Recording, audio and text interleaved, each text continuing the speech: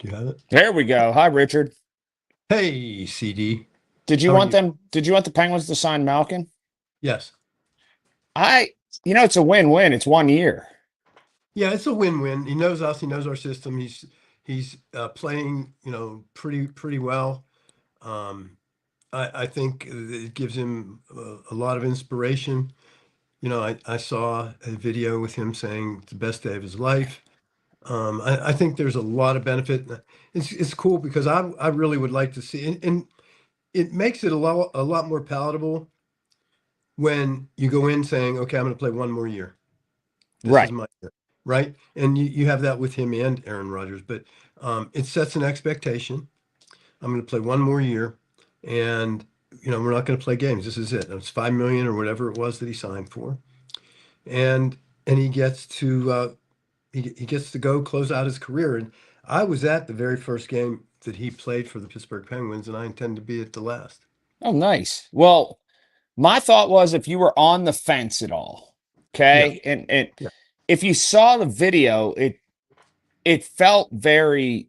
I don't think you could fake the emotions which he came across with. yeah. I agree with Um, that. I don't and think there's anything about that guy that's fake. no, I agree. I wasn't necessarily on the fence. I saw the time, which is a year. I saw the money, which is 5.5 million or whatever.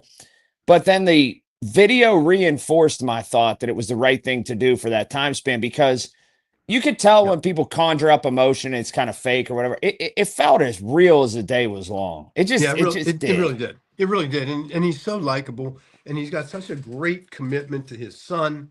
Um, I know he probably went through some tough times uh, with becoming, I think he's a divorced man now, and I think that was pretty tough. And now he's completely committed to his son. He's completely committed to this game and this team. I think there's absolutely 100 wins here. I don't see a negative downside to it anywhere. Yeah, it's going to be interesting. Even if they don't succeed as a team, and that's you know in the balance how much they'll go. It feels like they'll be definitively at least now. It won't be in the balance. There'll be one last victory lap go round that people can enjoy. We can either come together as a team or we can die as Right. individuals. Um, Where'd that come from? some movie. I don't watch movies. Any given Sunday. Oh, see, you love movies. You like all this. You watch. How do you find the time to watch all these movies when you do all this stuff? Um, I'm old. I have a lot of time on this earth. Do you watch them in transit? How do you? When do you watch movies, or do you sit down and plop down at home and watch them? It's like my 10, 11 o'clock at night activity. That's it. Well, then when do you sleep? I don't. I know I sleep 5 hours a night, and I thought I had you beat. I don't think I do. No, 3.5 last night for me. Whoa, man. See, I can do that. I can't do it consecutive nights. Yeah. I can do it every other night at 4 hours, but I I can't do yeah, I all the don't do time. 3.5 all the time. Three last night was a little different, but usually it's 4 to 5. Man, I don't change the time I get up. That's the thing. It's dependent on when I get to bed. I never change the time I get up. Yeah, I don't either. What time do you get up? 4. Oh, do you?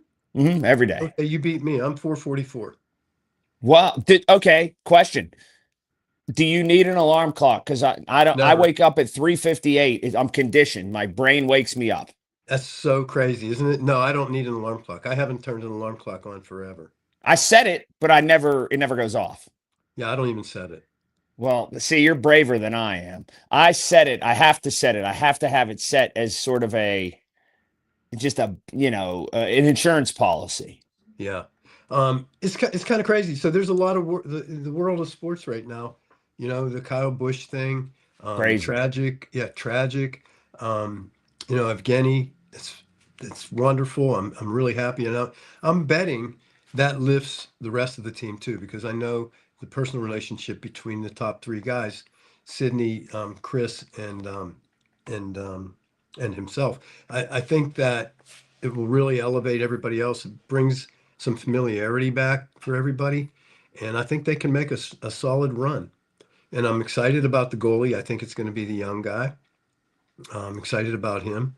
I'm really excited about this Penguin team. And I don't think anybody thought that in year two of this new head coach's tenure that we would really be that excited about this team, but we are. Yeah, I think there's a defined plan for the end of and the beginning of. Yep. It kind of feels like. And Does it feel that's like the something. Steelers? It feels like the Steelers. Yeah, and Come it's on. coming to a close with one and kind of starting with another. I'm glad the Rogers stuff is all sort of sorted out. Yeah, and so am I, and it's on the same trajectory. It's defined. I'm going to play one more year. It's my final chapter. It's my farewell tour. It's whatever it is. Um, and these are the two guys I'm going to mentor. I think you said it. I'm not sure I agreed with it, but there, to me, the writing's on the wall. Will Howard will be the backup, and Drew will back him up, and we will not have. Mason What's it? Rudolph. Yeah, we will not have him. I try to trade. The thing is, here's the delicate balance. And this is where a guy like Omar comes in and has to do it exactly right. You can't miss 1 hour, 1 day. You can't get this wrong by 1 hour. You've got to hold on to him just as long as to when there's an injury at another camp and then strike with the right deal because everybody's doing that. They have Yes. somebody, not everybody, but a lot of teams have that guy where they're going to say, okay, then there's an injury at this position, that position, whatever. And then I'm going to strike with my deal, and your deal has to be better. It has to be appetizing. Yeah, that's a really good point, and that's very strategic, by the way. But And yeah, that's why, in a way, you might have to give Mason Rudolph reps so other teams see him and showcase. Whereas you take them away from guys you're actually one of those two guys you're going to keep on your team. You hope that he succeeds as a see, I Steeler. think that's what Kyle did with our goalie. I agree with you. Yeah, I think that was brilliant. That was a brilliant move, and you just reinforced the ability that we should do that for our football team too. But that you have to give him the reps. You have to. You have to show. And hope he does well. Yeah. Well, I mean, yeah. that's the other part. You Yeah. want him to do well so that you can get him out of town. Yeah, and then what will happen is then people will say, "See, he should be there. He should. Why do we get rid of him? He's great. He's not part of the future." There is nothing we don't know about Mason Rudolph right now Yes. that we'll I think ever he find shaved- out. I think he shaved his mustache too. Oh, he did. It looked like it. I saw a picture of him. It looked like it. Yeah, he's a handsome man. Yeah, he doesn't need facial hair. Big, strapping, handsome guy, man. I mean, it's not bad to be Mason Rudolph. No, Not No. at all. no. I mean, he's just not a great NFL quarterback. But he's got all that other stuff. Trade bait. He's trade bait. He certainly is. All right, what else? The Pirates are suddenly hot. You don't care. They went like 12-1 last night or something. No, you're still sleeping. You just think it's Paul Skeens and then a collection of everybody else, and it might be, but we'll see. I can't get on that train. I can't either.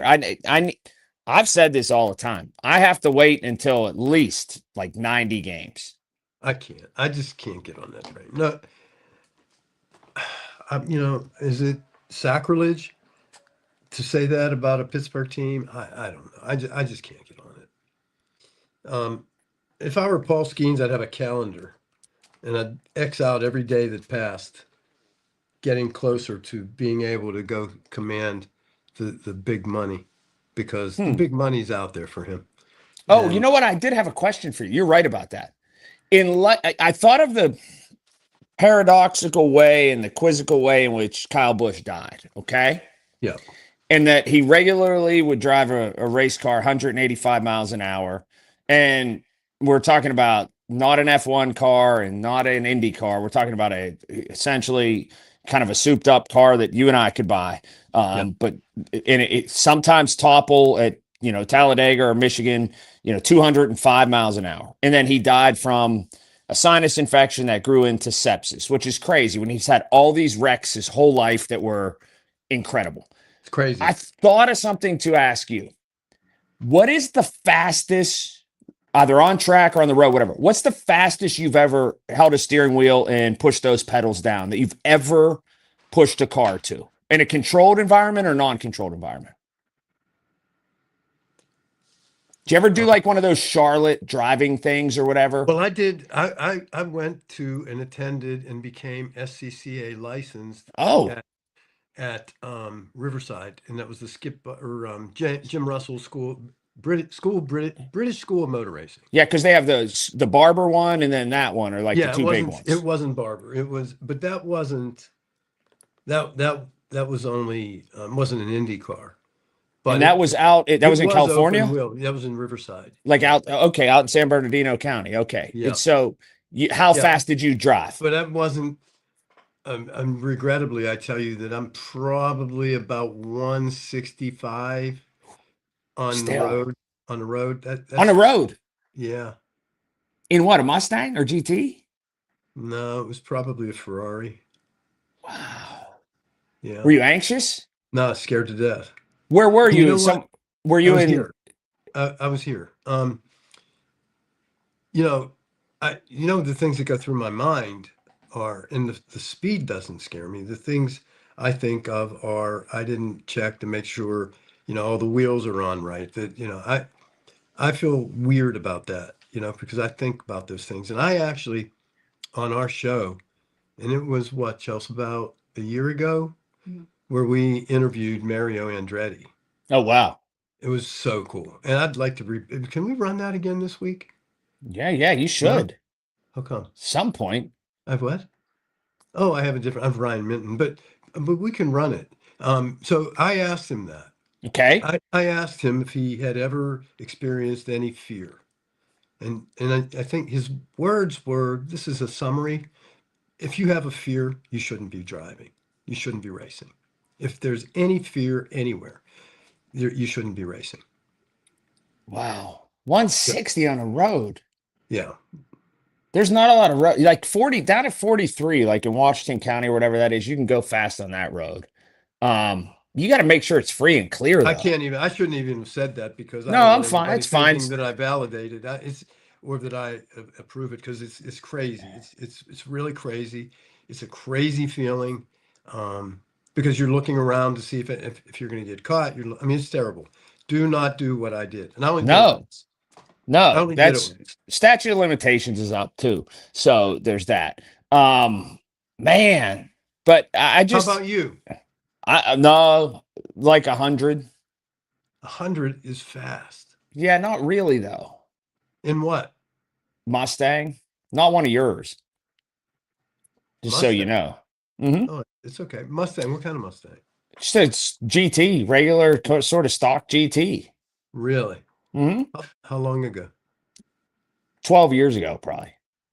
Where did you do that? 43, like between Monongahela and right there, that new road. You ever been on that new road? I haven't.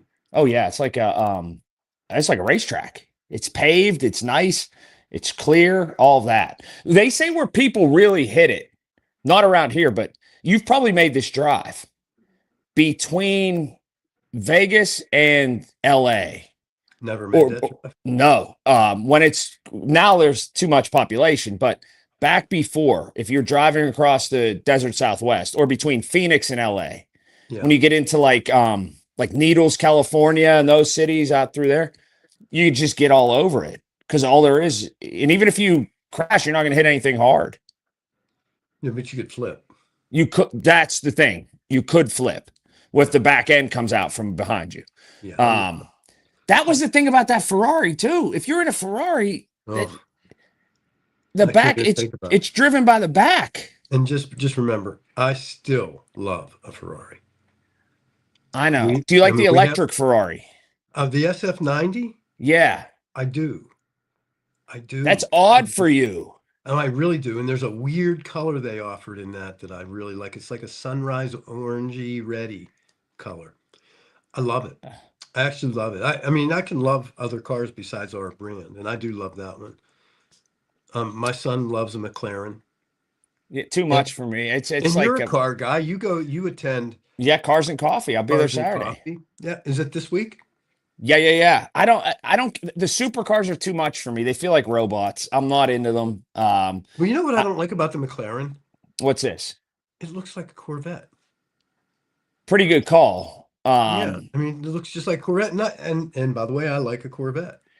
I like that Ferrari sort of coupe with the big long hood. I don't know what model that is. Oh, that looks like a station wagon. It does. It's fantastic looking. I Ah, kind of like that.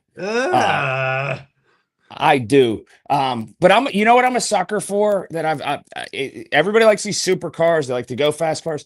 I'm a sucker for the old Land Rover Defender 90, an old International Scouts, an Yeah, old I remember that about you. Bronco.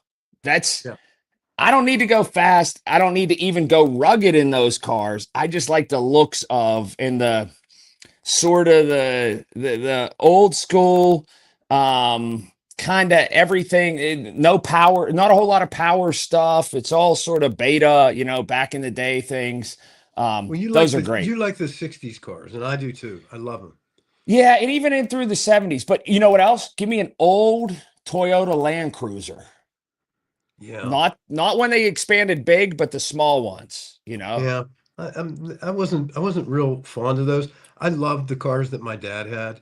So, in Pittsburgh, of course, and I think it still exists that Uh-huh. you were either a Ford family or you were a Chevy family, Okay. right? And I was Ford. I've always been Ford. My father, conversely, was a Cadillac guy. Right. So he liked Cadillacs. But I always, starting with my high school graduation gift, was a Thunderbird. My Oh first wow. car was a Mercury Cougar convertible. I've Nice. always, every car I've ever purchased was a Ford. So this is all organic for me. So, but my dad had two cars that forever are embedded, and I would do anything to find them. He had a 1976 Cadillac Eldorado Baritz, and it was gray, Academy gray, with a silver half Landau top, with the carriage lights on the side. Oh my It, gosh. oh my gosh, it was so gorgeous. Wow. Yeah, it I was mean, you gorgeous. had to feel like you were driving a chariot. You did. And then his very first was a 1968 Cadillac Eldorado, and that was like a brown with cream interior. And I took it to my high school prom, and 39 feet long. I thought it was 39 feet long. And I thought I was just the baddest ass in the world. That the hood of that car was like a landing field. Yes. Oh, and did it have the turn signal little lights that were kind of on the hood? You know what I'm talking about? No, no, it You, didn't have those. Look up 1968 Cadillac Eldorado. It's freaking wow. there. You know And what the that car best, was $8,000 new. wow. You know what the best Ford ever is? I think if I think back, I mean, obviously the innovation and everything now, they're the best ones now. The old, and I would die to have one of these. Of course, they get 9 miles to a gallon, but it is what it is. The old full size Broncos, Oh when yeah. they made those in the early 80s that Oh were yeah. just, you were driving your living room around. Like, Oh yeah. Yeah. And honestly, if you opened up, like if you looked at the Lincoln Continental, right? If you open hmm those doors and you see the pleated and tufted seats out of velour, right? oh, Do you remember that? It did yes. look like your living room.